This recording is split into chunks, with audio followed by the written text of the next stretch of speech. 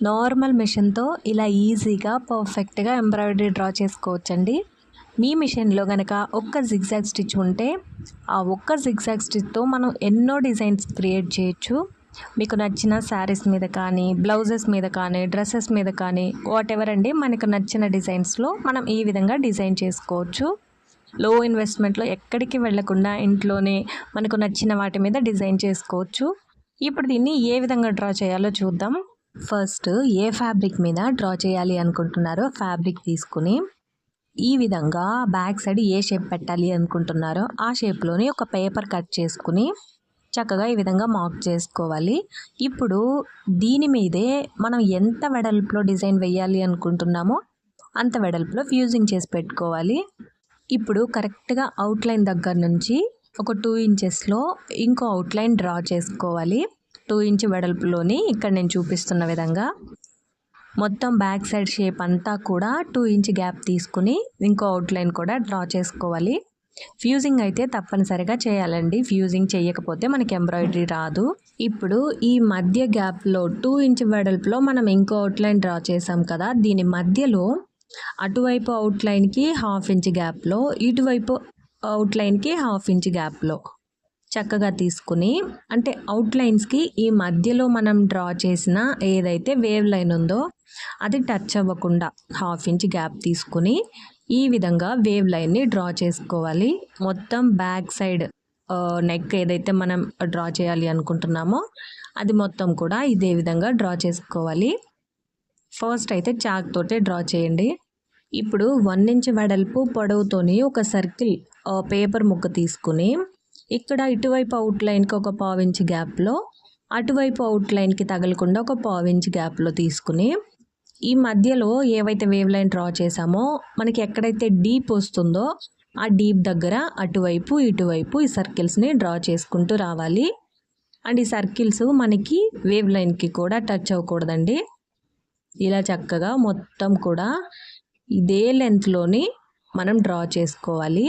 ఇప్పుడు మనం circles draw చేసాం కదా, అక్కడి నుంచి అంటే ఆ సర్కిల్ని కనెక్ట్ చేస్తూ వేవ్ లైన్ ఏదైతే ఉందో దానికి మనం ఒక స్టెమ్ డ్రా చేయాలన్నమాట.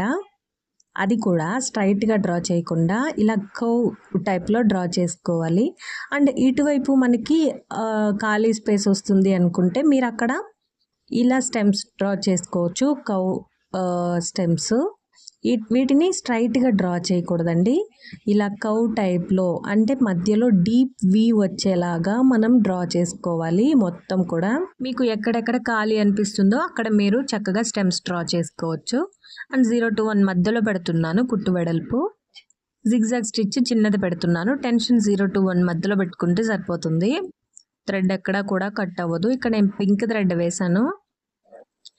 అండ్ ఈ అవుట్లైన్ ఏదైతే ఉందో ఫస్ట్ మనం బ్యాక్ షేప్ డ్రా చేసాం కదా, ఆ షేప్లోని ఆ లైన్లో మనం చక్కగా ఈ విధంగా ఒక జిగ్జాగ్ స్టిచ్ వేసుకుంటూ వచ్చేసేయాలి.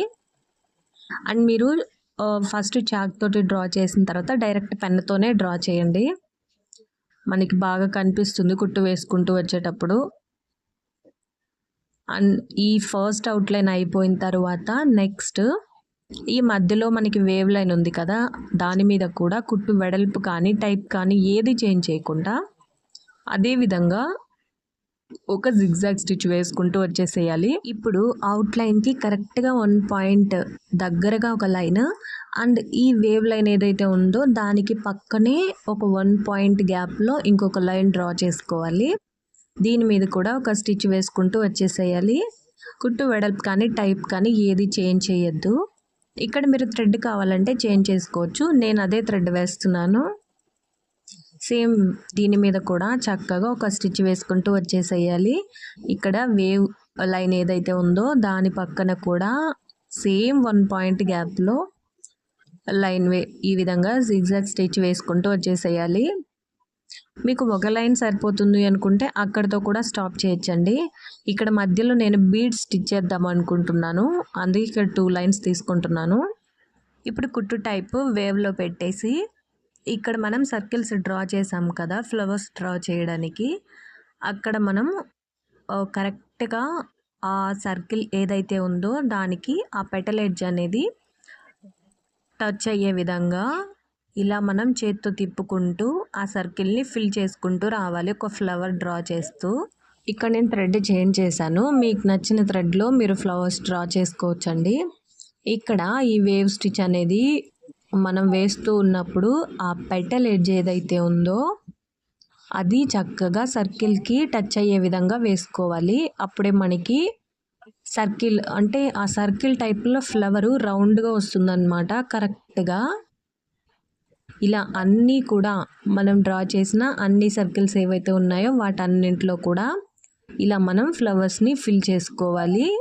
ఇక్కడ మీరు చూస్తే కనుక ఎటువైపు అయితే మనం ఫ్యూజింగ్ చేసామో అటువైపే ఇక్కడ నేను పెన్నుతో డ్రా చేశాను, అండ్ అటువైపే మనం స్టిచ్ కూడా వేస్తున్నాము.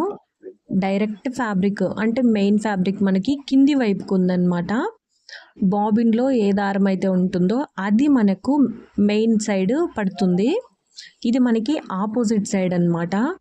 మనం ఎప్పుడు ఎంబ్రాయిడరీ చేసేటప్పుడైనా కూడా ఇలా ఫ్యూజింగ్ అనేది ఆపోజిట్ వైపే స్టిక్ చేసుకోవాలి, ఆపోజిట్ వైపే మనం కుట్టు వేసుకోవాలి. ఇప్పుడు కుట్టు టైపు జిగ్జాగ్లో పెట్టేసి ఇక్కడ మనం స్టెమ్ డ్రా చేసాం కదా ఫ్లవర్కి, ఆ స్టెమ్ మీద సేమ్ థ్రెడ్తోని ఒక జిగ్జాగ్ స్టిచ్లోని ఈ విధంగా వేసుకుంటూ ఈ వేవ్ లైన్ ఏదైతే ఉందో దాంట్లో కలిపేసుకోవాలి. ఇలా నెక్ మొత్తం కూడా మనం డ్రా చేసుకున్న సర్కిల్స్ని ఈ విధంగా ఫ్లవర్ షేప్లోని వేవ్ స్టిచ్ పెట్టేసుకోవాలి ఫ్లవర్ వేసేటప్పుడు, అండ్ స్టెమ్ డ్రా చేసేటప్పుడు మనం జిగ్జాగ్ స్టిచ్ పెట్టేసుకోవాలి. ఇక్కడ చూడండి ఫ్లవర్ ఎంత పర్ఫెక్ట్గా వచ్చిందో, ఫ్లవర్ కానీ స్టెమ్ కానీ ఇలా నేను మొత్తం వేశాను. అండ్ ఆల్ ఓవర్ బ్యాక్ మనం ఎక్కడైతే సర్కిల్స్ డ్రా చేసామో స్టెమ్స్ డ్రా చేసామో అది మొత్తం కూడా ఇదే విధంగా స్టిచ్ వేసి పెట్టుకోవాలి. ఇప్పుడు దీని లోపల ఆ ఫ్లవర్కి టచ్ అవ్వకుండా ఒక 1 పాయింట్ గ్యాప్లో చక్కగా చిన్న సర్కిల్ అనేది డ్రా చేసుకోవాలన్నమాట. ఇక్కడ కూడా మనం ఒక ఫ్లవర్ని అంటే డిఫరెంట్ కలర్ తీసుకుని ఇంకో చిన్న ఫ్లవర్ డ్రా చేస్తామన్నమాట. దీని లోపల చక్కగా ఆ సర్కిల్కి ఆ పెటల్ ఎడ్జ్ టచ్ అయ్యే విధంగా ఇలా చేత్తో మూవ్ చేసుకుంటూ ఇంకో చిన్న ఫ్లవర్ కూడా డ్రా చేసుకోవాలి. అంటే మనకి ఈ పెద్ద సర్కిల్లో డ్రా చేసిన పెద్ద ఫ్లవర్ ఏదైతే ఉందో దీని లోపల మనకి స్పేస్ ఎక్కువ వస్తుందన్నమాట. మీరు ఇక్కడ స్టోన్స్ కుట్టుకుంటాము స్టిక్ చేసుకుంటాము అంటే ఆ స్పేస్ని అలాగే లీవ్ చేయొచ్చు. నేను ఇక్కడ కొంచెం ఫిల్ చేద్దాము అని ఇంకొక స్మాల్ సర్కిల్ తీసుకొని అక్కడ కూడా ఒక ఫ్లవర్ డ్రా చేస్తున్నాను. అండ్ రిమైనింగ్ ఫ్రీ స్పేస్ ఏదైతే ఉందో అక్కడ కూడా మనం స్టెమ్స్ ఓన్లీ అంటే ఫ్లవర్ డ్రా చేయకుండా స్టెమ్స్ ఓన్లీ తీసుకున్నాం కదా, కర్వ్ లైన్స్ డ్రా చేసాం కదా, అది మొత్తం కూడా బ్యాక్ పార్ట్ ఈ విధంగా స్టెమ్స్ అన్నీ డ్రా చేసుకుంటూ రావాలి. ఫైనలీ మనకి ఇలా ఉంది. ఇక్కడ నేను బీడ్స్ తీసుకుంటున్నాను. ఈ అవుట్ లైన్స్ మనం 2 డ్రా చేసాం కదా దాని మధ్యలోని స్టిక్ చేయడానికి అండ్ ఈ మధ్య పెటల్లో మిర్రర్ స్టిక్ చేసి దాని చుట్టూతా కూడా ఒక లైన్ వీటిని స్టిక్ చేద్దామని. మీకు టైం ఉంటే కనుక కుట్టుకోవడానికి ట్రై చేయండి. ఇక్కడ నేను షుగర్ బీడ్స్ అన్నీ దారంలోకి ఎక్కించేసుకుని ఈ అవుట్ లైన్స్ మనం 2 డ్రా చేసాం కదా, 2 అవుట్ లైన్స్, ఈ 2 వేవ్ లైన్స్ దీని మధ్యలో ఒక వరుస స్టిక్ చేసి 2-3 బీడ్స్ కన్నట్టు ఒక స్టిచ్ వేశాను. అండ్ ఇక్కడ ఫ్లవర్లో కూడా ఒక మిర్రర్ స్టిక్ చేసి చుట్టూతా బీడ్స్ పెట్టాను. ఇక్కడ ఖాళీ స్టెమ్స్ ఏవైతే పెట్టామో అక్కడ కూడా ఒక మిర్రర్ స్టిక్ చేశాను. అండ్ ఇక్కడ మనం లోపల వైపుకు డ్రా చేసిన స్టెమ్కి మనకి స్పేస్ లేదు కాబట్టి అక్కడ జిర్కాన్ స్టీన్ పెట్టాను.